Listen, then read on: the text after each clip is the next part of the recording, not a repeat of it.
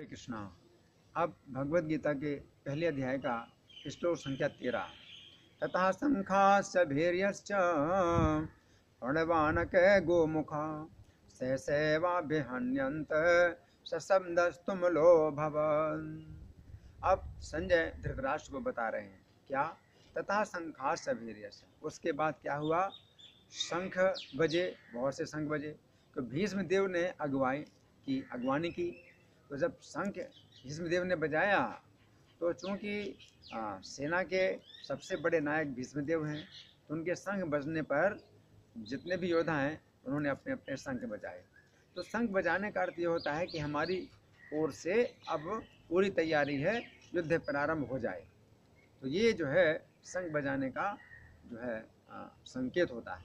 जैसे कि मंदिर में जब शंख बजता है, तो जब पुजारी शंख बजाते हैं तो इसका अर्थ ये होता है कि आसपास, मंदिर के आसपास जो भी लोग होते हैं वो सुन लेते हैं शंख ध्वनि और समझ जाते हैं कि अब भगवान के दर्शन खुलने वाले। उसी प्रकार से युद्ध के प्रारंभ में जब शंख बजाया जाता है तो इस संकेत होता है कि हमारी ओर से युद्ध की पूरी तैयारी है। तो जब भीष्मदेव ने शंख बजाया तो दूसरे योद्धा हैं उन्होंने भी शंख बजाया कि हमारी ओर से पूरी तैयारी है, हम युद्ध करने के लिए पूरी तरह तैयार हैं। तथा शंखाश्च भैर्यश्च, तो शंख बजे और भेरियाँ बजी। तो शंख ध्वनि तो करते हैं योद्धा लोग जो रथ में बैठे हुए हैं, लेकिन जो भेरी ध्वनि करते हैं वो भेरी बजाने वाले होते हैं जो कि युद्ध में भाग नहीं लेते हैं।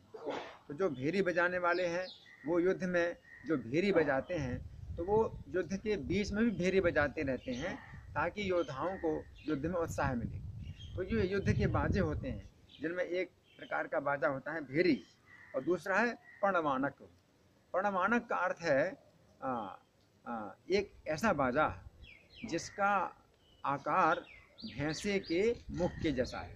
प्रणव का अर्थ होता है पड़वा, हम लोग हिंदी में उसको पड़वा बोलते हैं भैंसा को। तो प्रणव संस्कृत में शब्द है भैंसा के लिए होता है, और आनक का अर्थ होता है मुख। तो भैंसे के मुख के आकार का जो बाजा होता है उसे कहते हैं पर्णवानक। फिर दूसरा बाजा है गोमुख। तो गोमुख का अर्थ क्या है, एक ऐसा बाजा जिसका आकार गाय के मुख जैसा है। तो गाय के मुख जैसे आकार का जो बाजा है तो वो बजाने वाले हैं। तो ये सब भेरी बजाने वाले और पर्णवानक बजाने वाले और गोमुख बजाने वाले जितने भी लोग हैं ये युद्ध में भाग नहीं लेते हैं, लेकिन युद्ध के बीच में ये बाजे बजाते हैं और इन बाजों की ध्वनि के द्वारा लोगों को युद्ध में उत्साह होता है। जो योद्धा लोग हैं युद्ध करते हैं तो युद्ध के बीच में बाजे बजाते रहते हैं। लेकिन युद्ध का नियम इतना धार्मिक था कि इस युद्ध में किसी भी जो बाजा बजाने वाला है या कोई और भी सेवक होते हैं जो युद्ध में भाग नहीं लेते हैं उनके ऊपर कोई प्रहार नहीं होता। आजकल के युद्ध ऐसे नहीं होते हैं। आजकल के युद्धों में कोई नियंत्रण नहीं है, बल्कि निर्दोष लोगों की ही हत्या की जाती है। जैसे बम गिराया तो उन्होंने बम गिराया तो उसमें किसी का नियंत्रण नहीं होता है कि बम कितने लोगों की हत्या करेगा। तो आजकल के जो योद्धा लोग होते हैं वो अपनी तो सुरक्षा करते हैं और विमान में बैठ करके दूसरे जो शत्रु देश के जो है निर्दोष जनता के ऊपर बम गिराते हैं। इस प्रकार का युद्ध होता है। तो ये युद्ध जो है धर्म युद्ध नहीं कहलाता, ये तो सब अधर्म का युद्ध है कि एक देश की लड़ाई दूसरे देश के साथ होती है तो एक देश के जो योद्धा होते हैं वो दूसरे के देश की निर्दोष जनता पर बम गिराते हैं। आजकल का यही तरीका है युद्ध करने का, लेकिन उस समय का तरीका ऐसा नहीं था। उस समय इनका जो था युद्ध होता था वो इतना नियंत्रित होता था कि जिस योद्धा पर उन्हें प्रहार करना उसी पर प्रहार करेंगे। जैसे अर्जुन बाण चलाते थे तो अपने गांडीव धनुष से जब बाण निकालते थे तो 1 मिनट में सैकड़ों हजारों बाण निकालते थे और इतनी जल्दी निकालते थे कि पता नहीं चलता था कब तरकश से बाण निकाला, धनुष में रखा और कब छोड़ा।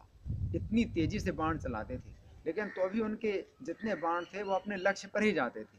जिसको प्रहार करना है अर्जुन का बाण उसी को प्रहार करता था और किसी निर्दोष व्यक्ति के ऊपर कभी भी प्रहार नहीं होता था। कोई किसी को भी घाव नहीं होता था। जहाँ बाजे बजाने वाले या और भी कुछ सेवक होते हैं युद्ध में, किसी के ऊपर कोई भी प्रहार नहीं होता था। तो यहाँ पर बताया गया है कि सहसे वाभ्यन्यन शब्दस्तुमुलो भवत्। तो युद्ध के बाजे बजे और योद्धाओं ने अपने अपने संग बजाए और इस प्रकार से जो शब्द है वो तुमुल हुआ, यानी बहुत तुमुल, बहुत ऊंची ध्वनि उत्पन्न हुई। हरे कृष्णा।